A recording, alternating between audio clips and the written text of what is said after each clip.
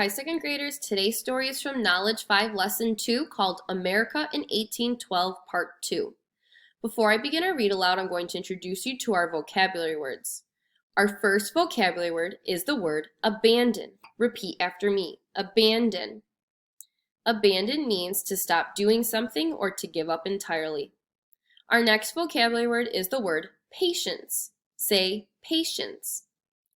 Patience is the ability to wait for a long time without being upset. Our last vocabulary word is the word treaty. Say treaty. A treaty is a formal agreement between countries. After the Revolutionary War, each of the first three presidents of the United States wanted the United States and Great Britain to be friends again. Even before the Napoleonic Wars began, George Washington had tried to establish a peaceful relationship with the British. Under his leadership, the United States and Great Britain signed a treaty called Jay's Treaty. In this treaty, the British promised not to get involved or interfere with the United States' business or activities. During this time, one of the most common ways for two countries to maintain a good relationship was to trade with each other.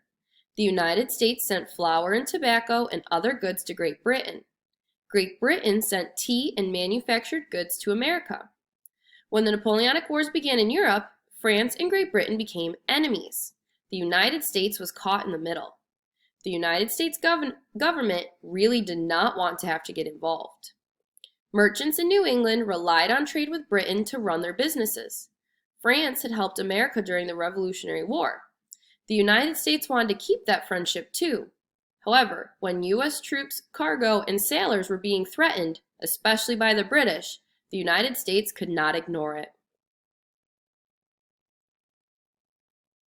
In 1807, while Thomas Jefferson was president, something happened at sea that made many Americans very angry with the British. As they often did, a British ship stopped a U.S. ship at sea. The American ship was the USS Chesapeake. When the British commander demanded that the Chesapeake be searched, the American captain refused. The British commander did not like that. He ordered his men to open fire. Several American sailors died in the attack. After that, many members of Congress began to call for war with Britain. Those members of Congress who wanted the United States to go to war were known as war hawks. As time went on, President Jefferson was losing patience with the British. He tried and tried to stop their aggression. In response to the attack on the USS Chesapeake, the government passed the Embargo Act of 1807. The Embargo Act stated that U.S. ports would be closed to foreign ships, especially British ships. This meant that there would be no more trade with Britain. The U.S. government hoped that Britain would lose so much money that they would be forced to change their ways. However, the Embargo Act caused many problems for American farmers and merchants in New England and New York than it did for the British. Britain simply traded with other nations, but the coastal New England towns depended upon trade with Great Britain. The merchants were then losing money by not being able to send or receive goods. In the end, the United States had to abandon the Embargo Act. You might think what was happening at sea was enough to drive the United States to war with Great Britain, but there were even more problems on American land. Even though Britain had lost the 13 colonies to America, it still had control of land in the northern Great Lakes region and the Northwestern Territories. Britain also controlled of what is now called Canada. The British had forts and outposts along the U.S. and Canadian border. Most Americans during this time were farmers. Many settlers were moving west in search of land to farm. Although the wagons were on American land, the U.S. government began to suspect that the British were interfering with Americans who were settling in the Northern Territories, especially in the Ohio River Valley and the Indiana Territory. They believed that Britain was using its outposts in Canada to help Native Americans who were fighting to defend their land from the settlers.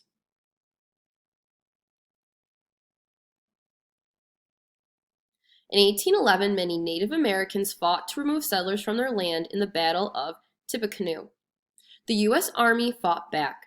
The American soldiers had reason to believe that the Native Americans received weapons from the British. The British denied it. They insisted that they were only trading with Native Americans, nothing more. But now the war hawks, those who supported going to war with Britain, were furious. The British were attacking American ships at sea, and now they were causing trouble on American soil as well. The war hawks in Congress put together a committee. Many of the war hawks supporters in Congress were from the northern and western territories of the United States. They were the ones who were the most suspicious of the British. James Madison was the fourth president of the United States. Like the other presidents before him, he tried to find a way to avoid conflict with Britain. He knew that the United States was still a young nation with fewer than 8 million people. He knew that they did not have a large army or navy. But the war hawks believed that if the United States was going to fight Britain, now was the time. Britain was busy fighting the Napoleonic Wars, and it would not have enough soldiers, sailors, and ships to fight back with the United States too. Some Americans thought that winning a war with Britain might also be an opportunity to gain more land. There was land in the north and to the south that they wanted. Finally, the war hawks wanted to prove that the United States was a strong country. Still, President Madison did not want to rush into war. He continued to ask the British government to stop interfering with U.S. ships and to stop trading with and arming Native Americans.